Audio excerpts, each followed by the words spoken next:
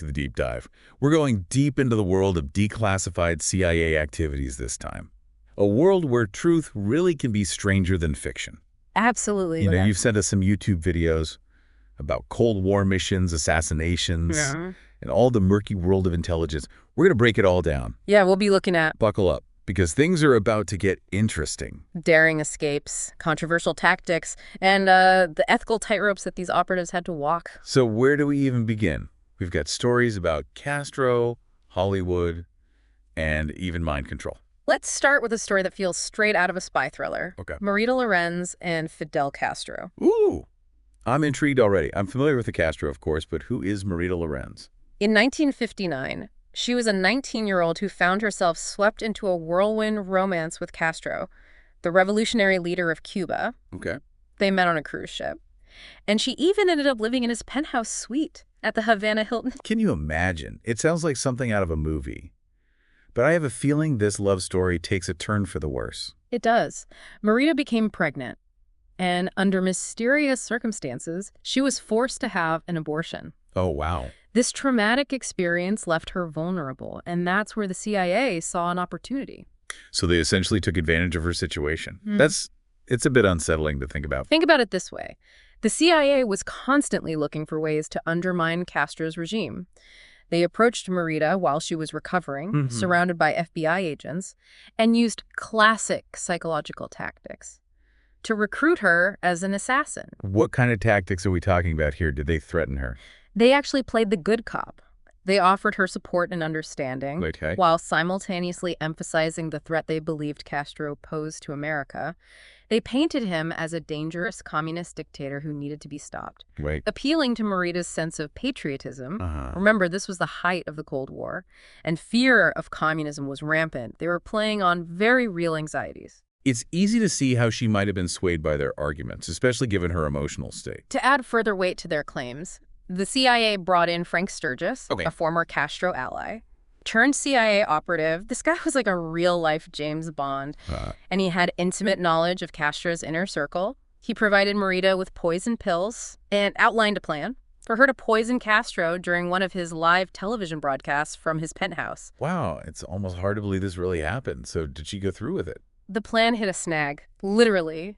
She had hidden the pills in cold cream, but the cream solidified, making it impossible to retrieve them. Oh, no. In that moment of panic, she aborted the mission. It's a reminder that even the most meticulously planned operations can go awry.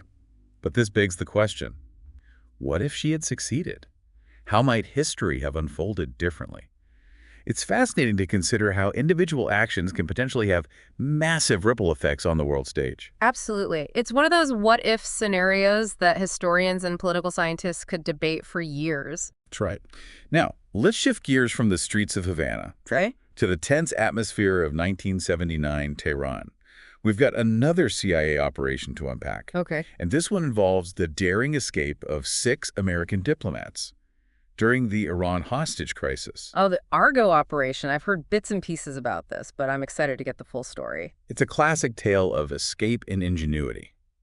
To understand the operation, we need to remember the context. The U.S. Embassy in Tehran was overrun, with 52 Americans taken hostage. Right. But 6 diplomats managed to escape and find refuge with Canadian diplomats. Okay, that must have put the State Department in a real bind. How do you get 6 Americans out of a hostile country where anti-American sentiment is at an all-time high? They turned to the CIA for help, specifically to Tony Mendez, an expert in exfiltration and master of disguise. He was the guy you called when you needed to get someone out of a sticky situation. I'm picturing a sort of real-life James Bond figure, so what kind of plan did he come up with? The challenges were enormous. The 6 diplomats had 0 spy training. And were understandably terrified. They needed a cover story that was both believable and simple enough for them to pull off convincingly. So Mendez devised a plan so audacious it almost sounds ridiculous. Okay.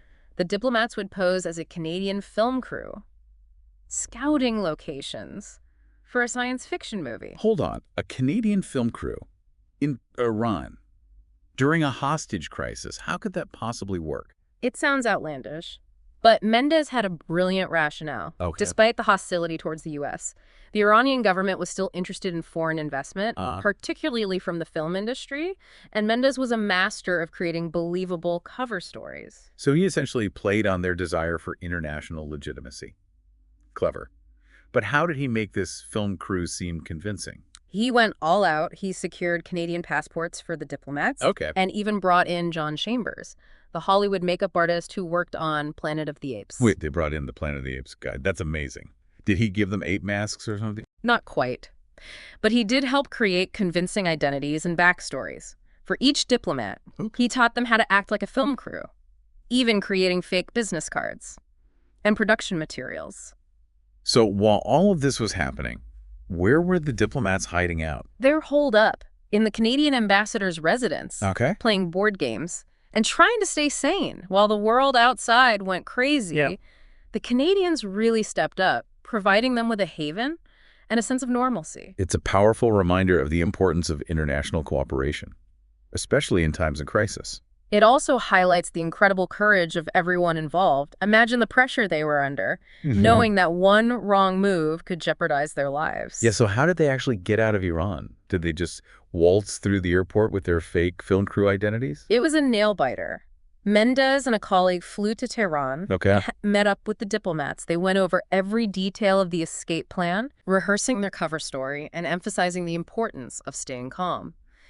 They then escorted the diplomats through the airport, passing through security and boarding a Swiss Air flight bound for Zurich. Wow, I can't imagine how tense that must have been. Every step must have felt like walking on eggshells. Yeah. But they actually pulled it off. They did. The operation was a resounding success, but it was kept secret for 17 years. Wow. It wasn't until the files were declassified that the world learned about this incredible feat of bravery and ingenuity. It really does sound like something straight out of Hollywood. What's fascinating to me is the meticulous planning and attention to detail that went into this escape. They didn't just wing it. They orchestrated an incredibly complex operation with input from experts in various fields. And it couldn't have happened without the trust and cooperation between the CIA, the Canadian government, and of course the diplomats themselves, speaking of trust and cooperation, or lack thereof. Our next deep dive takes us to a much darker place. Beirut. In the 1980s... Oh boy, this is where things get a bit more intense, right? Yeah. Beirut in the 80s was a hotbed of conflict, wasn't it? Absolutely. This story explores the CIA's response to a series of devastating attacks and the controversial tactics employed in that volatile environment. In 1983, a bomb exploded at the U.S. Embassy in Beirut, killing 63 people, including a significant number of CIA personnel. That must have been a major blow to the CIA, not just in terms of lives lost, but also in terms of their reputation and operational security. You're right. It exposed vulnerabilities and put immense pressure on the agency to retaliate and prevent future attacks. William Casey, the CIA director at the time, was a hard-nosed figure who took this attack personally and vowed revenge. He was fixated on Hezbollah, believing them to be responsible. So what was Casey's response? He was a product of the Cold War, deeply distrustful of communism and willing to operate outside the traditional rules of engagement. His desire to strike back intensified after the bombing of the Marine barracks in Beirut just a few months later. This attack killed 241 American servicemen and really shook the U.S. to its core. It's worth noting that Casey's determination to retaliate unfolded against the backdrop of a very specific historical moment, a moment defined by Cold War anxieties and a growing fear of terrorism. Right, it wasn't just about seeking revenge, it was about projecting strength. Yeah. And deterring future attacks.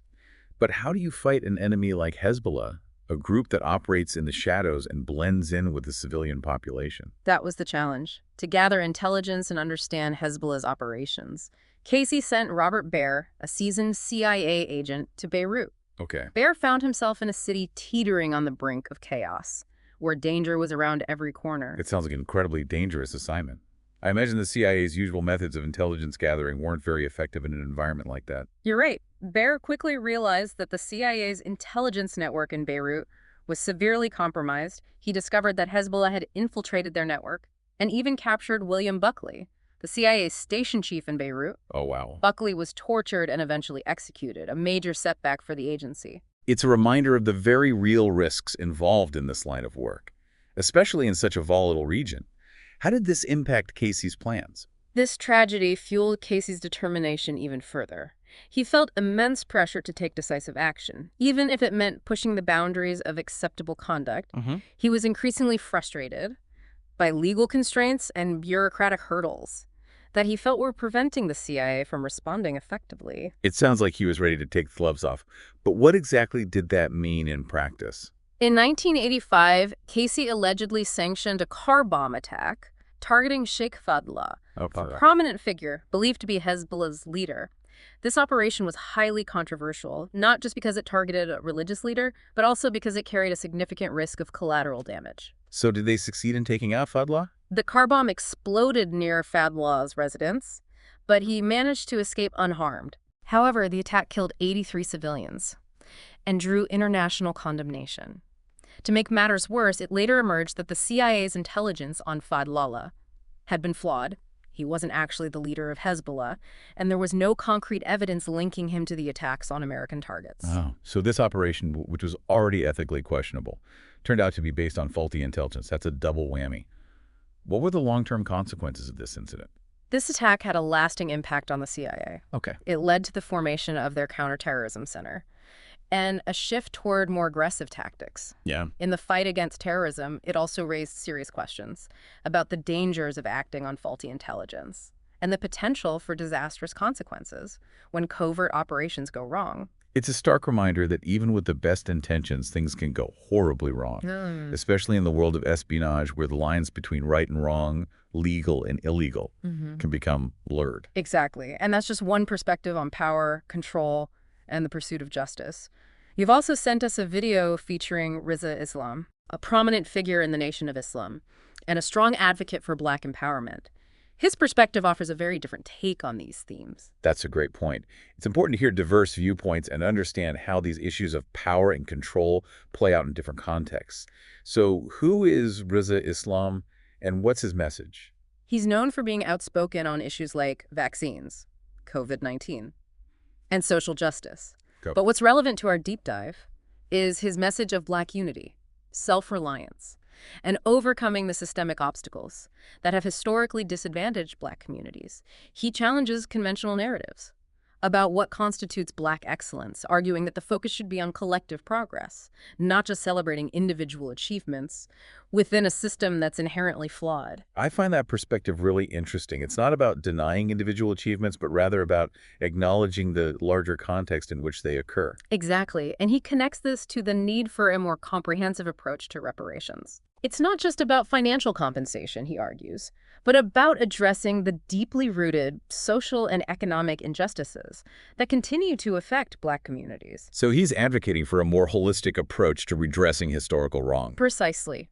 He argues that true reparations involve acknowledging the trauma inflicted on Black people throughout history and dismantling the systems that perpetuate inequality. It sounds like a much more profound and nuanced understanding of what reparations could and should entail. He also delves into the origins of the Crips and Bloods gangs, revealing that they were initially formed as community protection groups in response to racism and police brutality. This challenges common stereotypes about these gangs and sheds light on the complex social dynamics that contribute to gang violence. That's a perspective I hadn't considered before. It's easy to demonize these groups without understanding the historical and social context that led to their formation.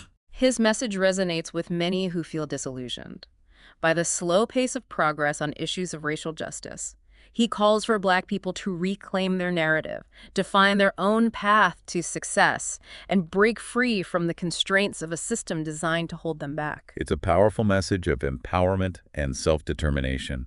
And it leads us to an important question. How do these seemingly disparate stories is being known to a deather? The CIA's covert operations and Rizza Islam's call for Black empowerment connect. That's where things get really interesting and where the real deep dive begins. I like it. Stay with us because we're about to go even deeper down the rabbit hole. Rizza Islam's insights into systemic control and the need for Black empowerment offer a powerful lens through which to view the CIA's action, particularly those that have impacted marginalized communities. That's a great point. It's easy to get caught up in the intrigue of spy stories and forget about the real-world consequences of these operations, especially for those who are already marginalized and vulnerable. Exactly. And to delve deeper into this, you've provided us with a video featuring Kevin Shipp, Good. a former CIA officer, turned whistleblower. Oh, wow. His story adds a whole other layer to our understanding of the agency's inner workings and its impact on the world. I'm always fascinated by whistleblowers. They risk so much to expose what they see as wrongdoing. Yeah. And their stories often challenge our assumptions about the institutions we think we know. Yeah. So what makes Kevin Shipp's story so compelling? Shipp worked on William Casey's protective detail, which means he had firsthand experience with the director's personality and methods. Okay. He witnessed Casey's ruthlessness and willingness to push the boundaries, even if it meant bending or breaking the rules. Wow, talk about being in the inner circle. That must have been an eye-opening experience. What kind of impact did this have on Shipp? Well, think about it. Shipp describes himself as a devout Christian. He started his career in counterterrorism, a field where the stakes are incredibly high, and the lines between good and evil can seem clear-cut. But he later transitioned into espionage, a world where moral ambiguity is the norm. That shift, coupled with his exposure to Casey's tactics, took a toll on him. I can only imagine the internal conflict he must have felt. It's like that saying, once you see the sausage being made, you never look at it the same way again. Exactly. The weight of his experiences, the things he saw and did, eventually became too heavy, and he left the CIA.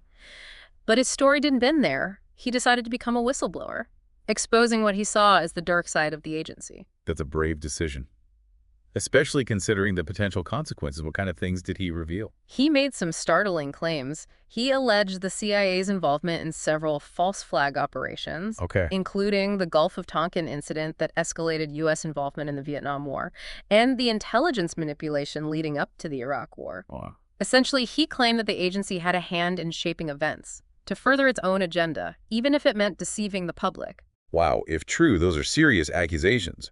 It raises questions about the accountability of intelligence agencies and their potential to manipulate events on a global scale. And perhaps even more disturbing are his revelations about MKUltra, the CIA's notorious mind control program. Oh yes, MKUltra. It sounds like something out of a science fiction movie. But it was a real program, right? It was very real. And it's one of the most controversial chapters in the CIA's history. It involved using trauma, drugs, and hypnosis to manipulate individuals, often without their consent. Wow. The ethical implications are staggering. It's a chilling reminder of how far those in power are willing to go to achieve their objectives, even if it means violating basic human rights and experimenting on their own citizens. Shipp even claimed that MKUltra was connected to several high-profile events, including the Charles Manson murders and the assassination attempt on President Ronald Reagan. Wait, are you suggesting that the CIA was somehow involved in those events? That seems like a stretch, doesn't it? I'm not saying it's true, but these are the kinds of claims that Shipp has made. And they've certainly fueled a lot of speculation and conspiracy theories, whether or not there's any truth to them. It highlights the lingering distrust of government institutions, particularly intelligence agencies. And you can understand why. Programs like MKUltra erode public trust and create a breeding ground for skepticism and conspiracy theories. That's an important point. Shipp's story, while unsettling, connects the historical actions of the CIA to contemporary concerns about social control, propaganda, and the potential for manipulation in the digital age.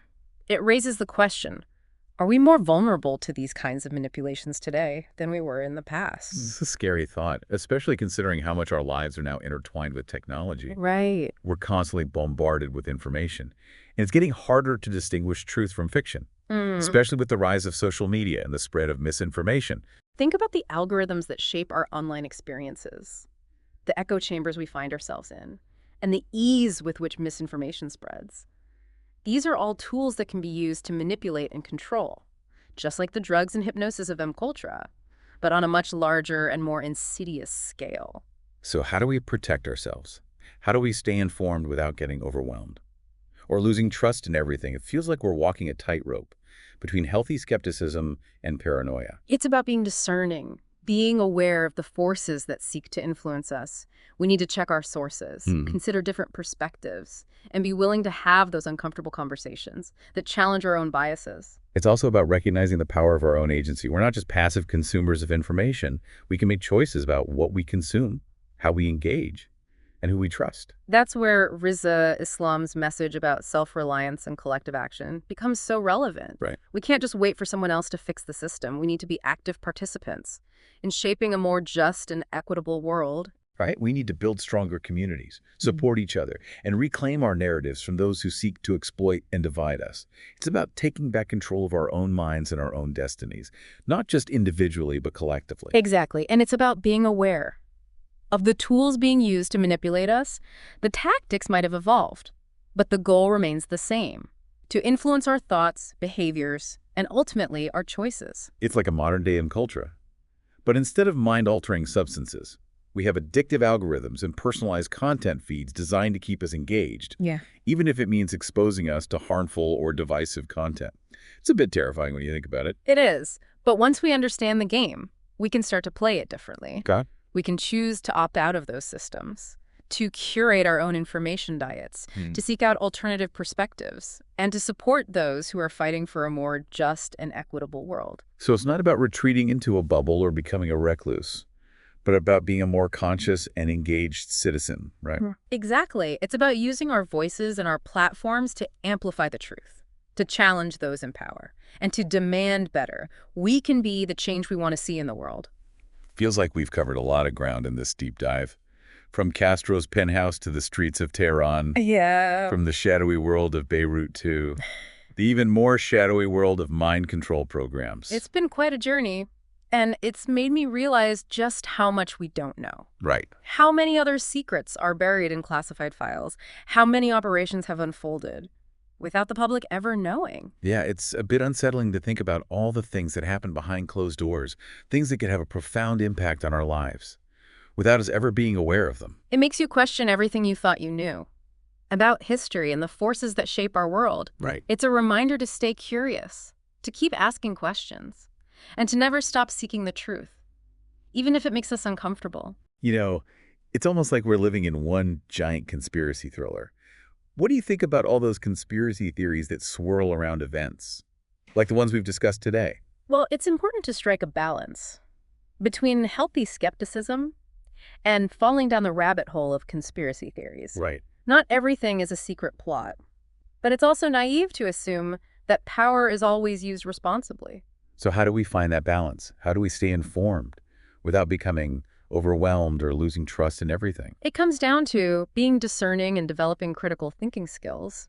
We need to check our sources, consider different perspectives, and be open to having those tough conversations that challenge our own beliefs. I think it's also about remembering that we have agency. We're not just helpless pawns in some grand game. We have the ability to think critically, to make informed choices, and to hold those in power accountable. That's where Rizza Islam's message about self-reliance and collective action becomes so important. We can't just sit back and wait for someone else to fix things.